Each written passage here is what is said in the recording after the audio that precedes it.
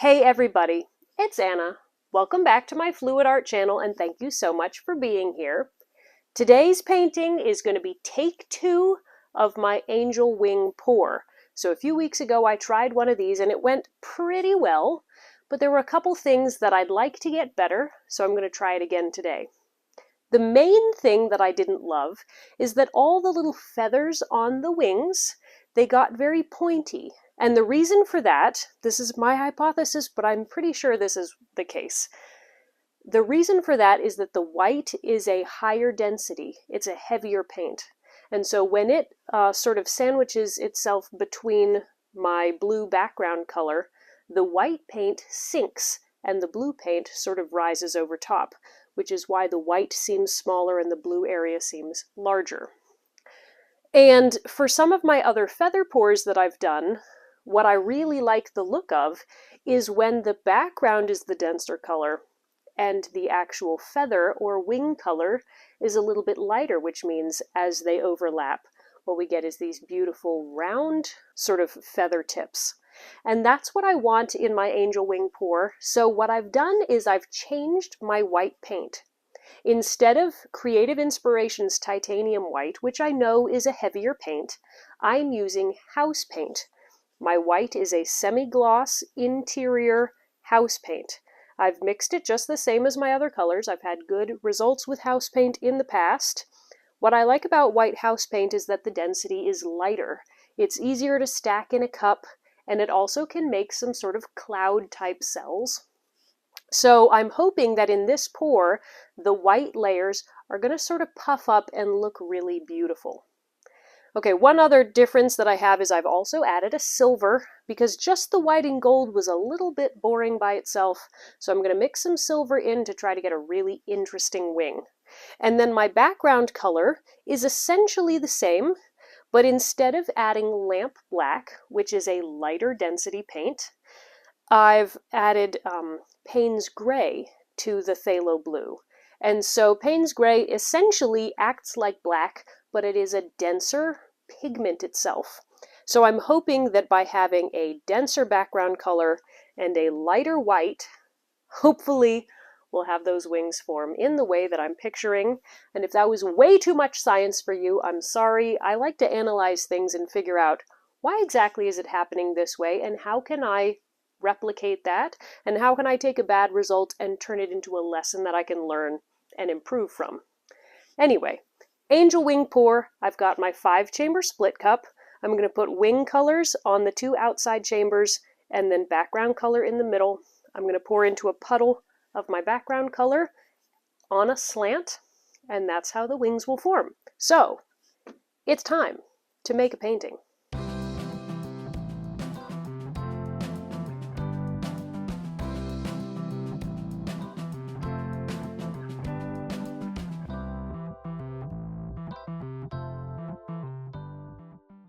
Let's start by layering up the wing colors in the split cup. So the wings are going to be mostly white, but I do want to layer in some silver and some gold. And I want these sides to be as uniform as possible, so I'm trying to put the same amounts of paint in there, just so that as it flows out, the layers will look pretty similar.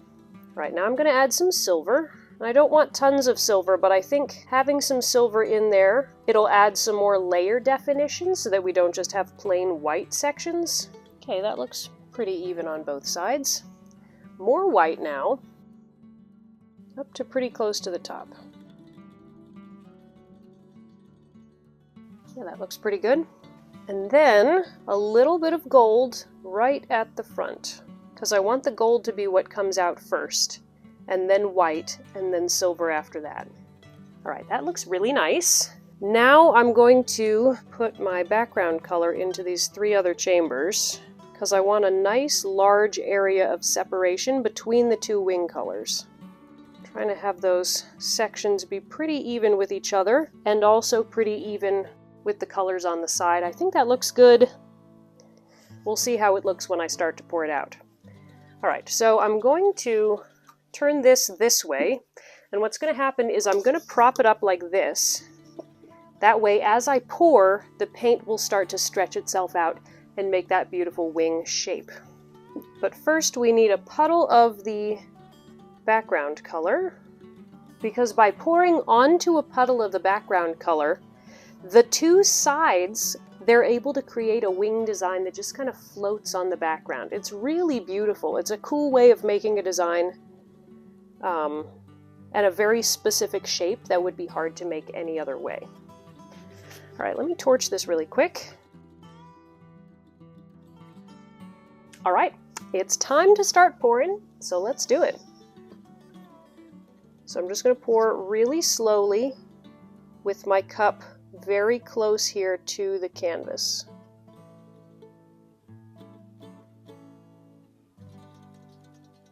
Just forward and backward.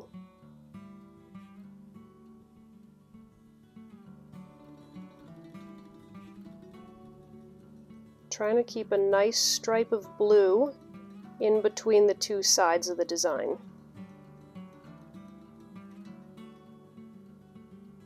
Things got a little bit blended right at the top, but I think we can take care of that.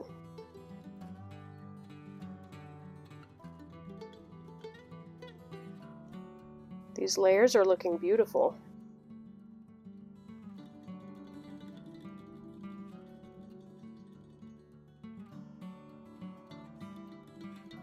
I see some of the silver coming out.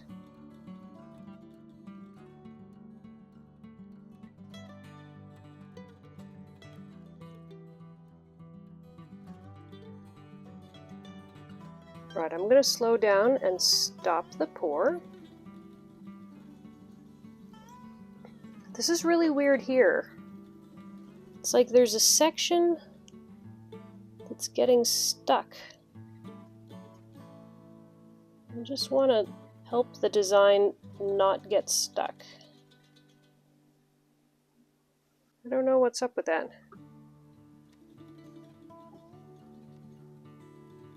Okay, I'm going to stop the tilt. This is the strangest thing.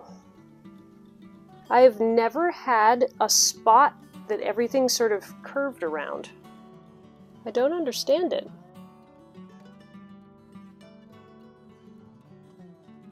One possibility is that if my background color was thicker than my wing colors, it's possible that it would have flowed more slowly and the other ones would flow around it. So that might be the case. I'm going to see if I can get some of this shaped just manually.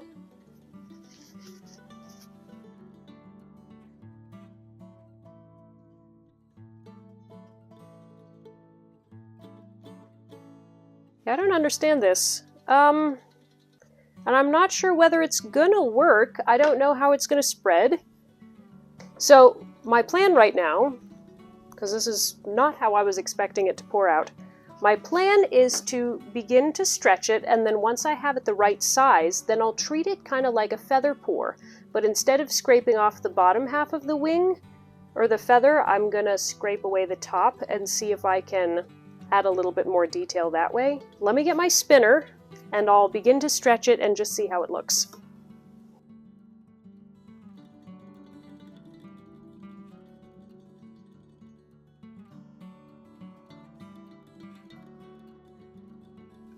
The design is fairly centered. I'm not going to add more puddle because I've got a good sized puddle already. So let me just give it a spin and see what it looks like as it begins stretching.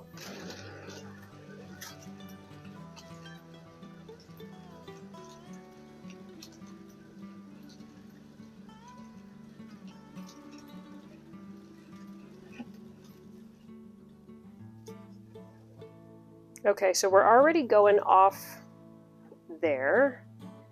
We have some really cool boulder cells here. I think that's from the silver. These are really neat petals. I say petals, that's what they look like, the little feather tips. I think because the top is the ugliest, I'm going to spin it and not worry about saving the whole top. And I don't care about saving the bottom here. So I'm going to grab my background and I'm going to pour some more here along the edges, especially in the middle, to help it stretch. I want it in the corners too, for sure. And then I'm going to carefully pour a little stream down the center here, just to widen up the space in between the wings. All right, let's give it another spin.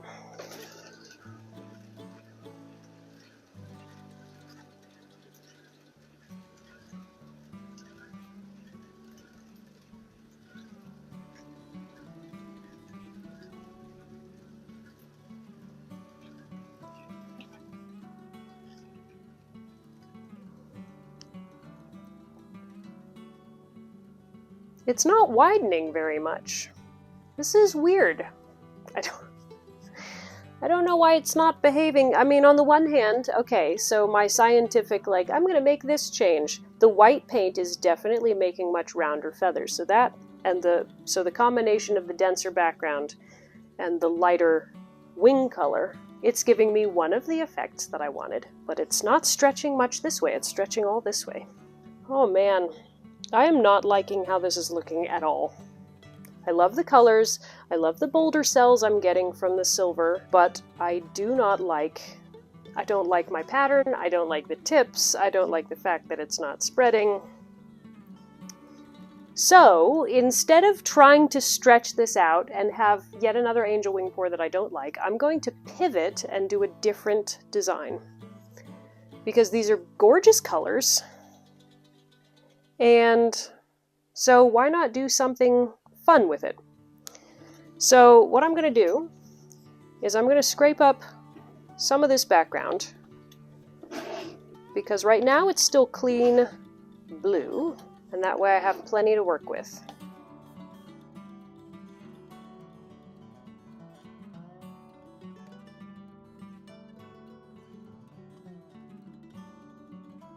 Okay. Now we're not going to waste too much of the background. I am going to pour on top of this. I think what I'm going to do is a ring pour. I'm going to put it back on the spinner. Get it centered. Do I pour out of this or do I pour out of this? I think I'm going to pour out of my split cup.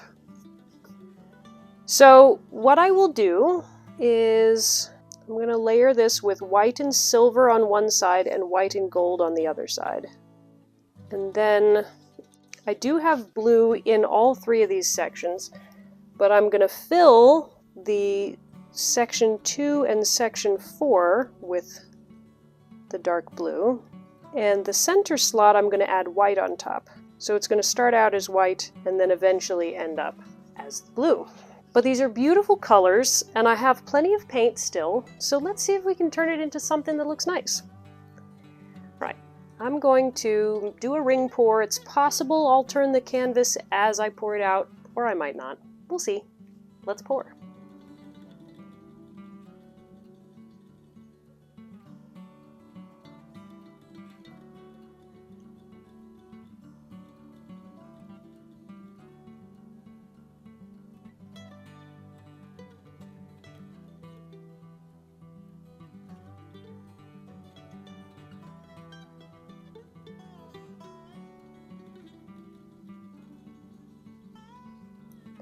I'm turning it so I can get more of the gold on the other side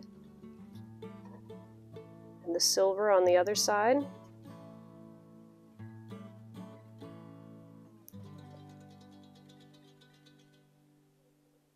That way it's not all just one thing.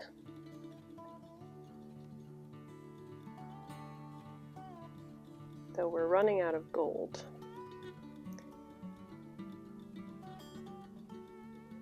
It's a nice ring pour, though.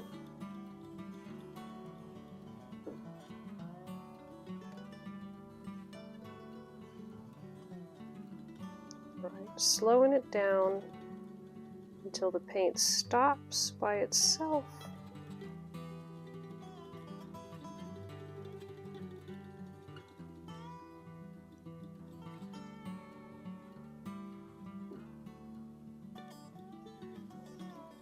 There we go. Okay, we have a beautiful white, blue, gold ring pour. I hope we have enough blue in there because the blue is heavy and all the other colors are light. Let me give it a torch.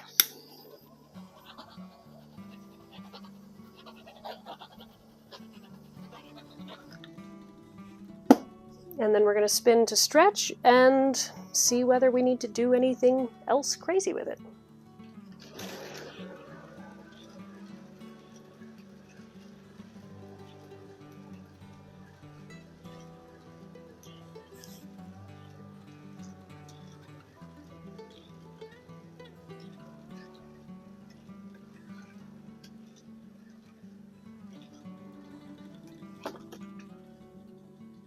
Wow, we have this like eye design because the two wings are almost like the eyelids, which is kind of cool, but that's not what I'm keeping. All right, well, we've got nice layers, lots of beautiful layers. I like it. We need to help this stretch.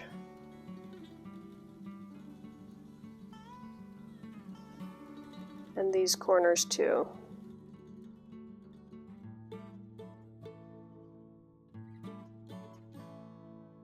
Okay, let's spin again.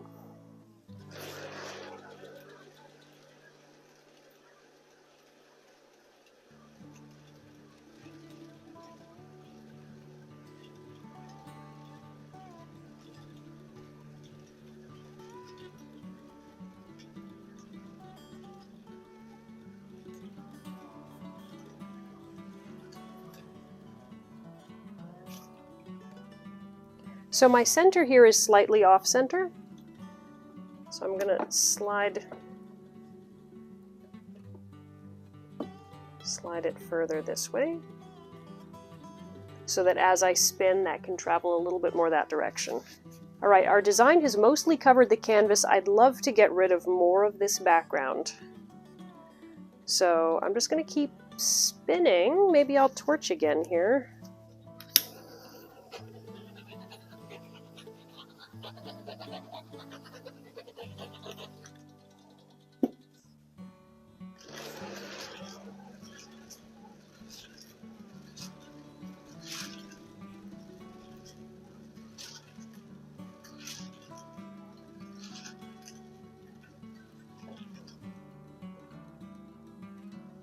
I think I need to spin it harder because we're really trying to get that paint to move.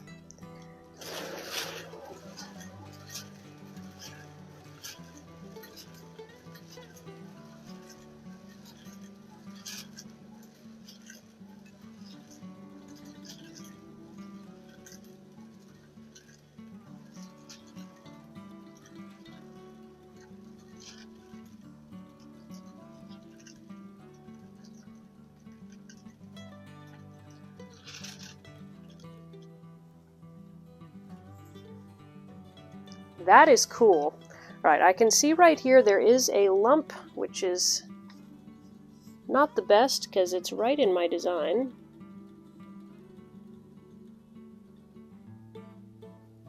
Maybe I can get it out without spoiling things. Right, I don't love that, but I think that's the kind of thing where I could brush a little bit of gold on at the end and it wouldn't be terrible.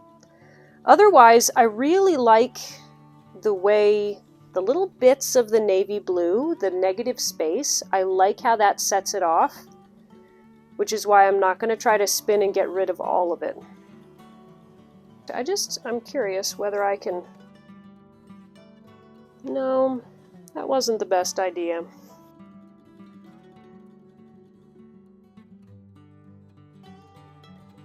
Well, maybe it wasn't terrible. Just using like the corner of a paper towel to do a little bit of swiping and blending here.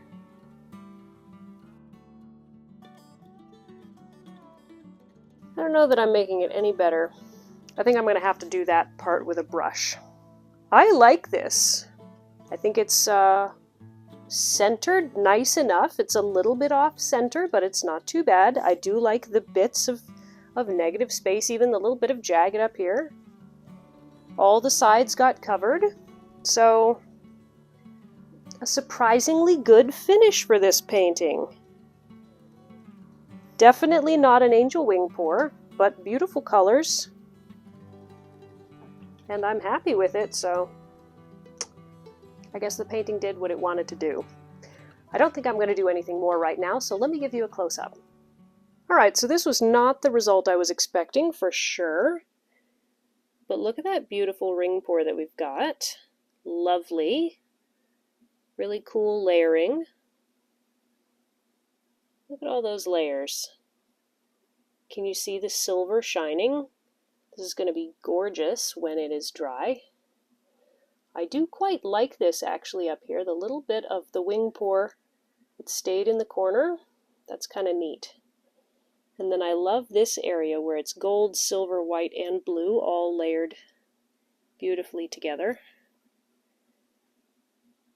Lots of gold down here. A little bit more of that wing in the corner. And then this is the section I'm going to have to fix with a brush. A little bit more negative space. More multicolored layers. I really like this. So this is not what I was going for, but sometimes you just have to salvage a pour and say, what is the best thing I can do with this right now? All right, let me let this dry. I'll do the brush touch-ups, and then I'll show you the finished piece. All right, the painting is dry. So as you can probably tell by now, I had a little visitor overnight. I had a bug, a fly, land in my painting and crawl all the way through, all the way across. Look at those little feet marks. He just swam all the way through my design, over onto the other side where he died.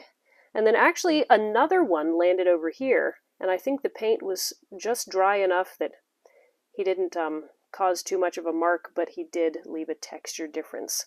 So, that is not what I wanted to happen overnight. This is why whenever I start a dry close-up, I'm like, hey, this dried really well, it didn't warp, it didn't shift, no bugs got in it, because that's always something to celebrate, and today I can't celebrate that.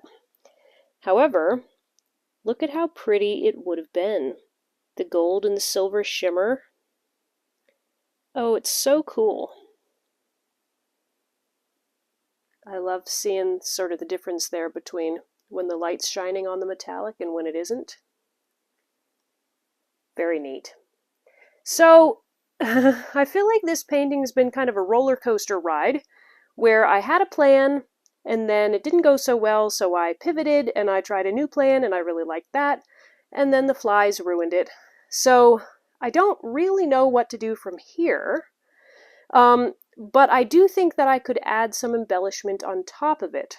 And I don't mean just do a new painting completely over top of it, but I've seen those Dutch pours on a transparent base, where you have sort of a flow of Dutch pour colors going across some other background.